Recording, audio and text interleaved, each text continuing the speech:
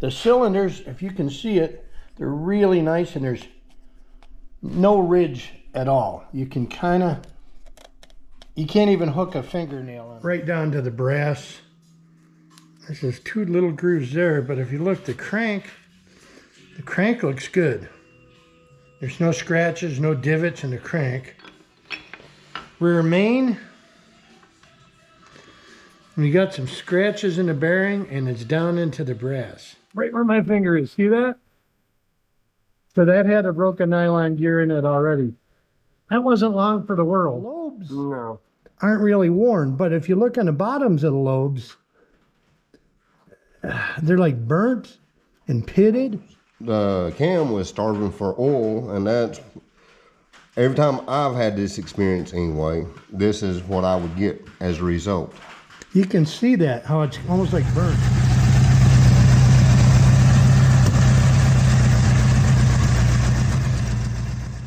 Hey guys, it's Bill. Welcome to FlatBroke Garage. If you're new, thanks for checking me out. I hope you stick around. If you're a regular, I appreciate you following along. And if you're a subscriber, you're the best. If you dig the content, maybe subscribe, give me a thumbs up, leave a comment, do something like that. Kind of helps the little guys out. So it's Torino time. That's right. I got to get working on my Torinos. Ashley's Mustang runs and drives. There'll be a video update on that. She'll be here to work on that. But right now, it's Torino time. My blue 71 GT, got to get that thing on the road this year, and we're going to do it. Now, that engine is in the shop being rebuilt. But I also have my 1970 Junk GT, which is another GT that was basically a shell of a car I rescued. There'll be a link to it in the description below. That car was a Cleveland car, too. Now, it didn't have anything in it, no drivetrain, suspension, nothing. So I took a 302 drivetrain out of another Torino, threw it in that car to make it run and drive so I can keep it here. This is a 1970 date code Cleveland that would fit perfectly in the yellow Junk GT. However, I want to get the blue car on the road first. So while the other engine's being rebuilt, we're going to kind of see what we got gathered up here for this 70 date code Cleveland. We're going to bolt it together, minimal stuff, cam, lifters, heads have been done. We're going to make this thing drop it into my blue Torino for a lot of reasons. I got to get stuff lined up. That car was never a floor shifter car, so I want to be sure I get everything in the right place. I want to get everything going. I want to drive it. I want to get it done. And rebuilding one of these things and making it a roller motor and making it way better is pretty expensive. And the tens of dollars you make on YouTube barely pay for the gasket kit on this engine. So let me bring you in here and show you what I got. Now, like I said, this is a 1970 date code 351 Cleveland. Don't know if it's 2-barrel or 4-barrel yet. We got to run some numbers, do some cleanup on it. The cylinders, if you can see it, they're really nice and there's no ridge at all. You can you can't even hook a fingernail under it. So cylinders appear to be pretty good shape. Like I said, you can kind of see the cross hatching in them still. Not perfect, but like I said, it's kind of what I'm looking for. Still has nylon timing gear. I believe I saw somewhere on there one of those nylon gears. Teeth have come apart. It's on there somewhere. But it's not overly filthy. It's missing a lifter. Cam's in it. So this is a great block. This is the Dove block, 1970. All right, so here's the set of heads that came with this engine. Now, these heads are off a 351 modified. If you look, they have the D5 date code, which is 75 AE2A, whatever. So the difference between the 1970 Ford Cleveland 2-barrel head and the 1975 modified 2-barrel head is the chamber size. The valve sizes are the same. They're about a 2-inch intake and I think about a 160 exhaust. The open chamber design is a little bit bigger, far less compression. I think the 2-barrel head was about a 9.5 compression. and the 351 modified is 8.6. The plus to this is these heads are already done with hardened seats, and I own them. So that's what I'm gonna use, are the heads that I have. Now, we're not looking to be John Force and hit the drag strip and run 10 seconds and all that kind of stuff. I just want a good, dependable engine that'll run. And like I said, this is just kind of a bolted together, make it run engine. And these heads are a huge head start. Even if the block is a failure, I still think I won on these heads. In my opinion, that's a win, just for the heads alone. Now, I know they're not the best heads, but they should perform closely to the same thing as a two-barrel Cleveland head. I have a double roller timing chain here for it. All the nuts and bolts are here. There's a brand new comp cam. The number, it's a 32004 cam. So we'll look that up. I'm pretty sure it's for a Cleveland. All the other doodads. I got the valve covers, oil pan. I'm missing an intake. But we'll go from there.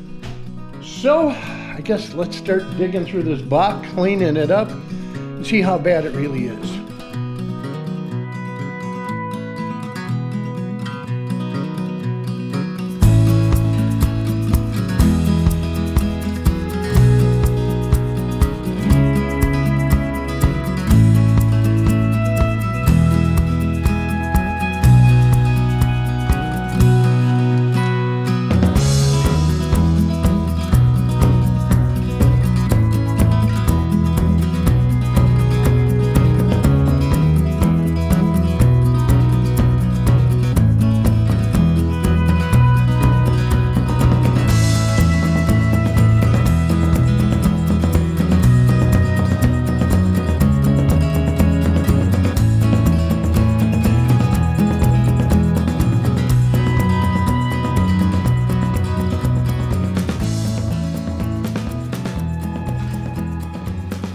Alright, so I'm getting it cleaned up.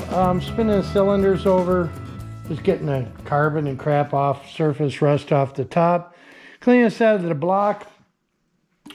Gonna spin this thing over and get the other side.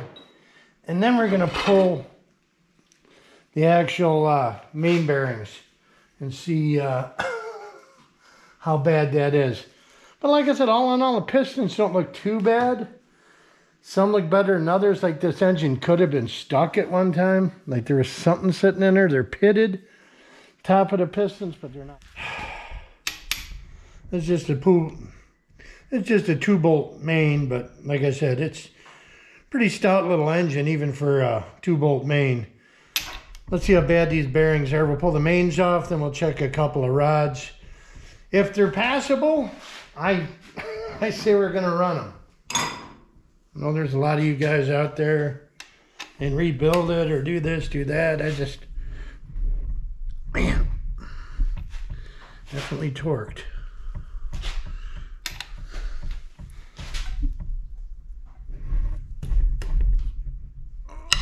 There we go.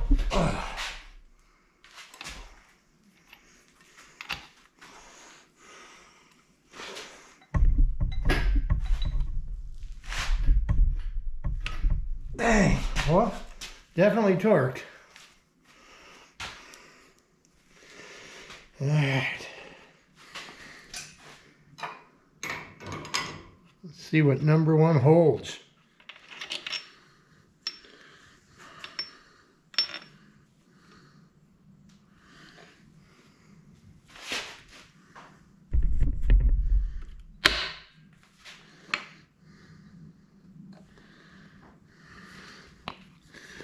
Well,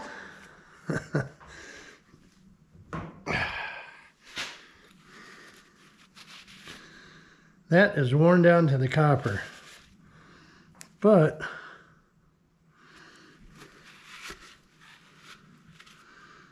I don't see a lot of scratches. That's, it's war, but it's not bad. Check the other ones now.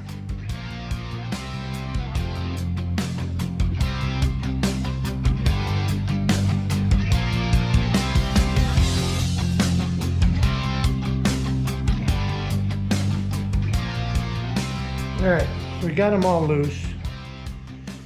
We saw the first one, here's the second one. And once again, right down to the brass. There's just two little grooves there, but if you look, the crank,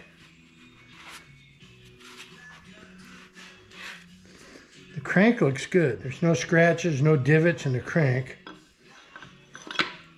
Here's the next one, number 3. This one isn't near as bad. Crank, once again, looks really good, no scratches. That's a plus. Next one in line, that one's right into the brass. Two little faint marks, but I don't see anything. Once again, rear main, we got some scratches in the bearing and it's down into the brass. I can kind of put my fingernail into that. That's not good, but I don't know if you can see it. There's little tiny imperfection in the crank there, but I don't see any other scratches or grooves worn in the crank. So we might just get by with main bearings. I'm going to put these back together. We'll pull a couple rod bearings and see how those look. And maybe we'll just throw some bearings in this thing and chuck it together. I know a lot of you guys aren't going to be happy with that, but we're on a limited budget here. All right, well, I just knocked a couple of the rod caps loose. See.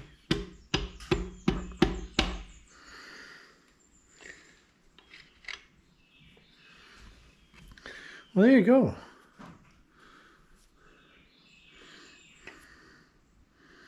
Rod bearing does not look bad.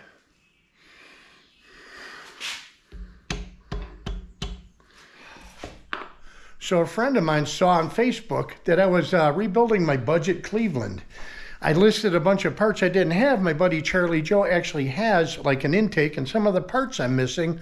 So he told me he'd run some over, hang out with me for the day while we tear this thing apart and see if we needed any more parts. So that's kind of cool. So he'll be over here in a little bit. We're going to start the full teardown on this engine and see how bad it really is inside. So we'll go from there. Well, here's my buddy Charlie Joe. He made it, and he brought down some Cleveland parts. I kind of gave him a rough list of what I needed. Charlie Joe's a Cleveland guy. He likes working on these things, right? I like working on anything. Yeah.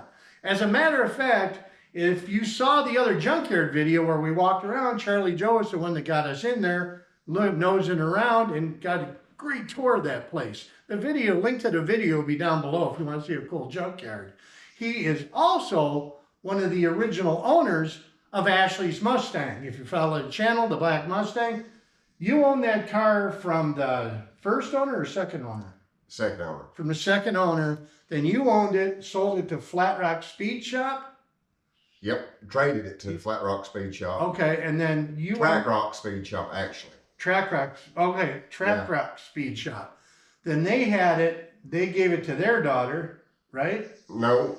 Actually, no, I traded the car up off of TrackRock Speed Shop. Okay. And gave it to my daughter. And my daughter wanted a four-wheeler, so I traded it to Steve. And that's how Steve ended up with the Mustang at his yard. He traded it to Steve for four-wheelers. So yeah, how cool is that? He saw the video, recognized the car. I gave him a couple of trick questions. He answered said trick questions. So he definitely knew the car. Mm-hmm. And we've been buddies ever since. He's been coming out, hanging out. So yeah, Charlie Joe's a cool guy. You know all the stuff around here. Well, that's what you get for living here 90% of your life. That's true. That's true. So he decided, he said he had some intakes and some other parts. And so we're going to get this thing pulled down. We're going to take a look at the cam that's in it. It did come with a comp cam, which is a custom ground cam. Has a little moisture on it. We'll take a look. You guys decide. Now, I know you Aussie guys and real hardcore Cleveland guys are going to be cursing us through this whole video. Because... we're backwoods. Yeah. That's it. So let's get this thing at least flipped over, pulled out. We'll get these pistons out and cam out, take a look at it and see what we got. We did see when I pulled the caps that the bearings are pretty wore out. So we do have a set of bearings, gaskets, and all that nonsense. So let's take a peek and see how bad these rings and cylinders really are.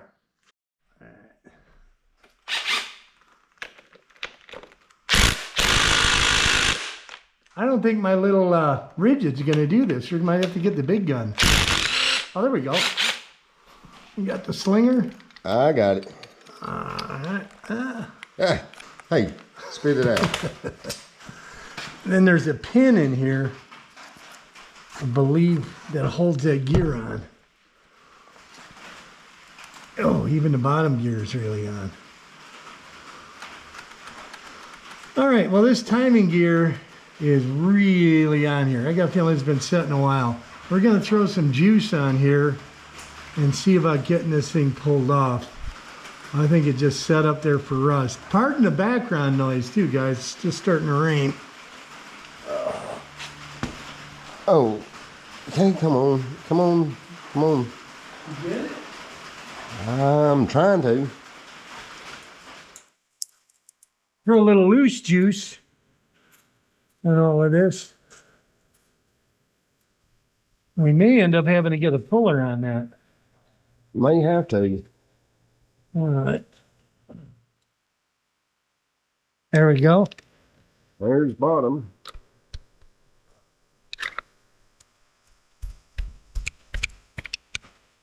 Oh, top wants to be stubborn.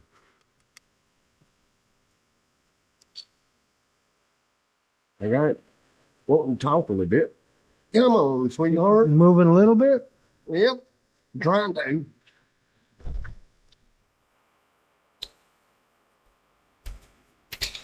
Hey! Whoa. Jump. Success. All right. Let's take a look at that gear. Usually when the timing chain goes, these things kind of self-destruct. I don't know if I thought it was chipped. I guess I was wrong. But anyways, I don't like these nylon. Oh, there it is right there. See on the top? Yep. Right there. Right where my finger is. See that?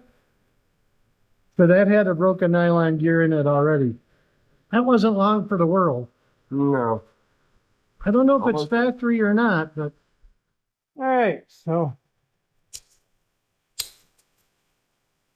you might have to spin that over to get a hold of a couple of them. May have to. Yeah, let me, how bad are these? Those don't look bad at all. No, them actually look good. They look real good.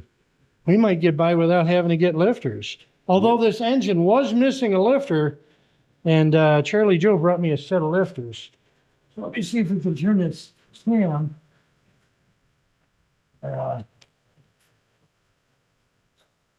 Put the dang gear back on so it can spin.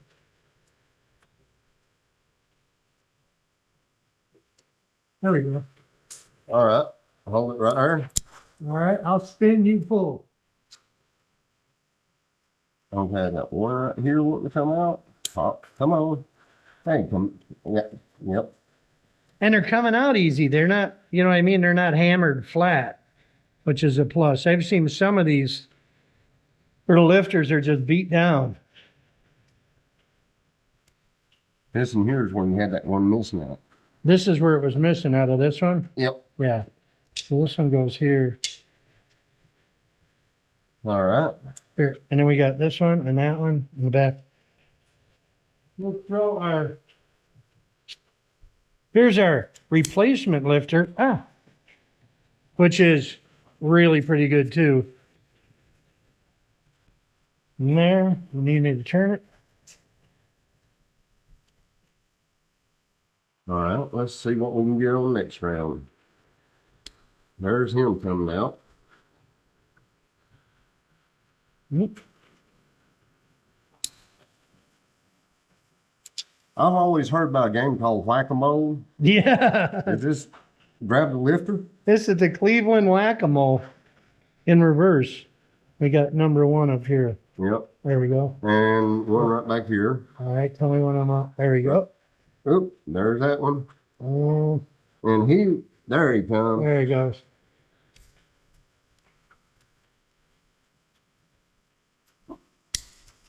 Oh, see, that one is being a pain. Yep. A little more sticky in there. Yeah.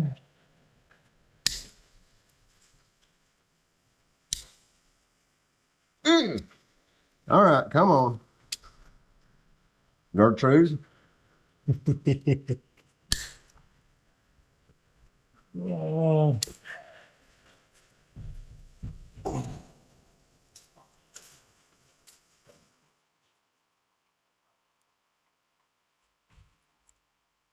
There we go.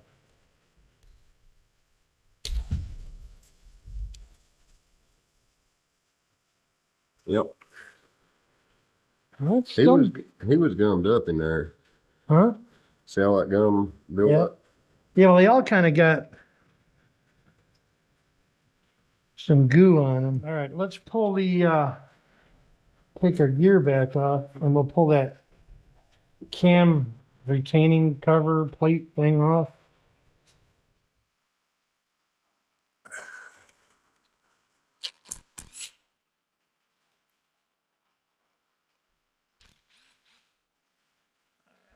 Is there an up or down or left or right? See, it's got these grooves in it. Well, it's pretty much a one-way street. Yeah. Just put them back in the front. Yeah. Where it can be remembered where from. And we got it on camera too. And now, the old shaky stick should pull out. It's not cooperating. Now we go to talking Frank. Come on, Gertrude. You know you're gonna come. This engine has not been apart, I think, in a long time. Maybe not. There you go. Now I'm on. Keep talking to me like that. There we go. There we go. Ooh, we need that here. Good squirrel. There we go.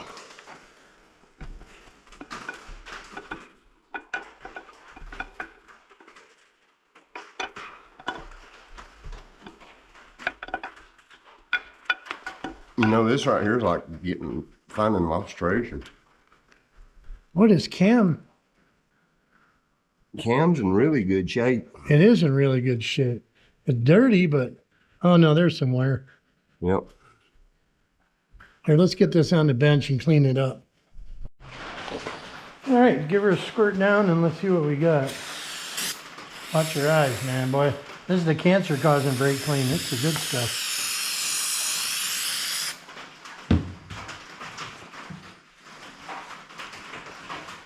The lobes don't look bad, but it's got some wear on it. Yeah, well, that. Well, Them lobes that you was looking at are right cleaning here. right up. They are cleaning up. Wonder if it's just covered in gook. Could be. All right, now we got it cleaned up. And then like here on the side, it's just, I mean, it's like pitted almost. It's mostly up front here, the front cylinders. Right here, that's bad. Yep.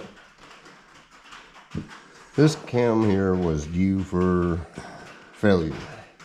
And the oil pump. So I have ordered a high volume oil pump because like I said, I know these things do have oiling issues. Now let's compare it to the other cam that we have in our box.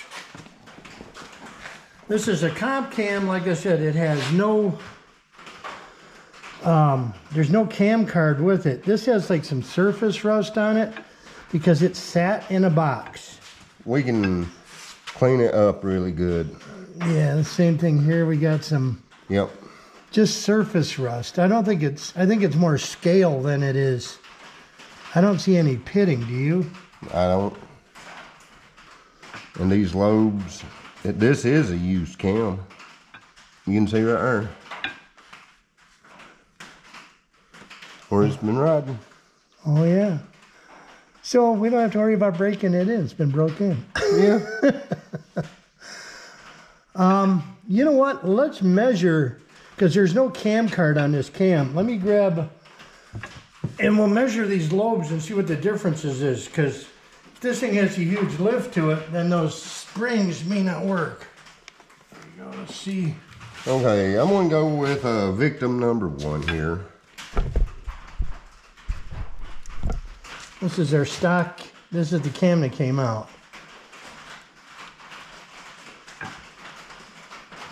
1.636. All right, and this Okay. lobe. And I'm gonna go to the same lobe on this cam. So 1.708. So that's just a little bit more lift to it. Let's check the other lobe, the exhaust side. See what we got. Victim 1. 1.656. 1.696. So yeah, it's just a, it's almost like an RV cam. Something maybe a little bit more torque. Probably. So what I'm guessing is maybe somebody had a custom cam made at one time, took out their old cam, which is this, and put in the custom cam and kept this one because it was probably still good. Yeah. That would be my guesstimation. So this is junk. We're gonna go with this. We'll clean this one up and we're gonna use that. So let's get these pistons out, see how bad these cylinders are, and look at the crank. Let's go for it. All right, here we go. Crack these rods loose, and we're gonna keep them all in order, organized in a box. We may need a bigger boat. I think we're gonna go with the big impact.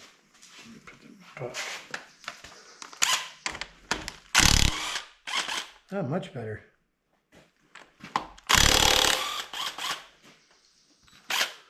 All right. Yeah.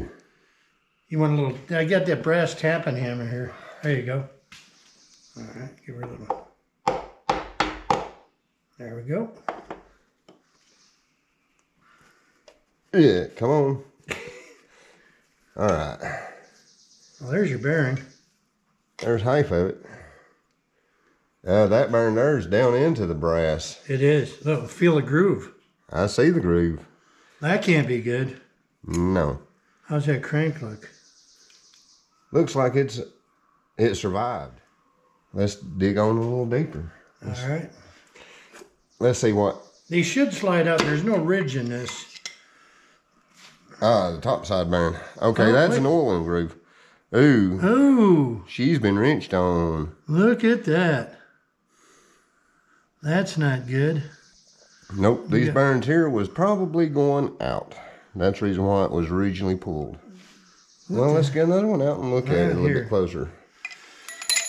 Oh, hey, come back You here. might need that. Might need you for a later date.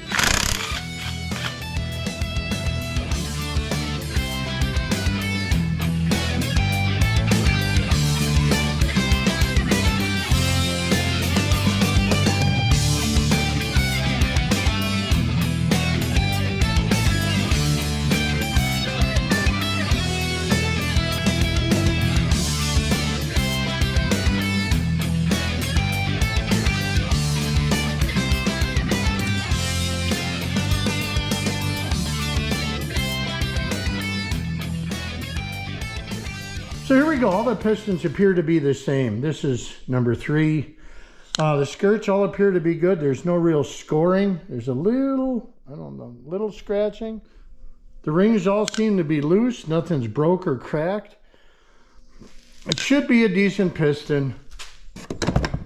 The rings might even be decent to use, but like I said, for I think 80 bucks, we're just gonna throw a set of Molly rings in there and go from there.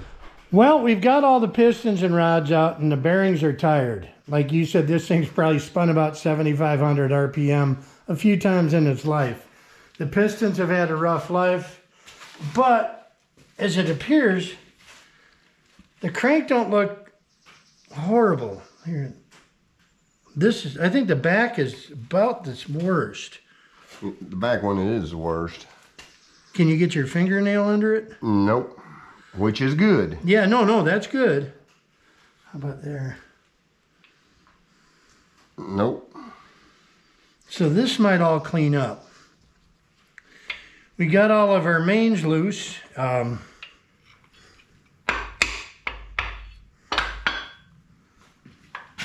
we go. Come on, there we go. That's ate down right into the brass. Yeah. Let's see. Not bad. Not bad. Good enough for FlatBroke Garage. Here's the bolt for the main. This is number 4. Hey, you ever tried putting one on inside out? No, same thing. But it's worn evenly to the copper. I think that crank looks not bad, considering the rough life it led. Yeah. Yep. There it goes. What was that one? That one there's about like the other two. It's wearing evenly, looking good in there. You don't see the copper as bad in that one. Actually, that's a good looking journal there. Yeah.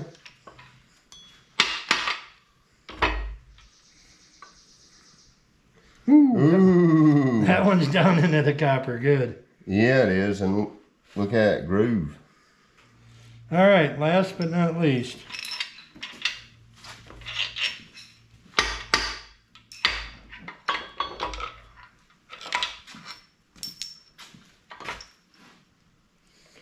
There we go, same situation. Look at that. How's the journal? Good thing is it will live. It will live, the crank is good. Yep. It will live to fight another day. Ooh. Now right here tells the tale on the cam bearings. Oh yeah, we gotta go look at those too. I forgot all about the cam bearings. Yep. We gotta get some light in there. Stand by.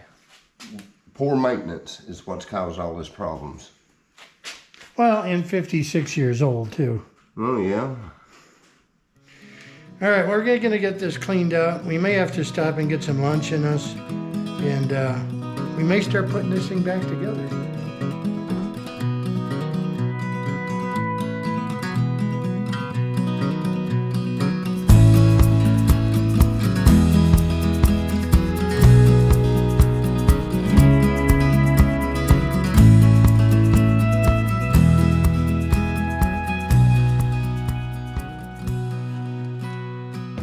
So after wiping down the cam bearings, we decided to take my scope and run it down and get a 360-degree view of the bearings.